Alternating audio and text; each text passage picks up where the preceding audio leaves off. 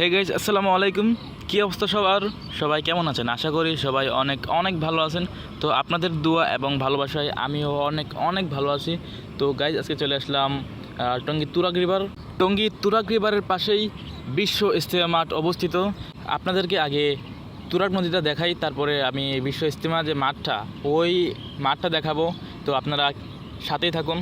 আর এখানে এসে দেখলাম যে টঙ্গী তুরাগ নদীর পানি কানায় কানায় ভরে গেছে একদম, এবং জেলেরা মাছ ধরতেছে। তো নদী হচ্ছে এক প্রাকৃতিক দৃশ্য। তো আপনারা জানেন যে প্রাকৃতিক দৃশ্য দেখতে কতটুকু সুন্দর, তো আপনাদেরকে বলে বোঝাতে পারবো না, আপনারা তো ইতিমধ্যে জানেন। বিকেলবেলা তুরাগ নদীর ধারে ঘুরে মন জুড়িয়ে গেছে।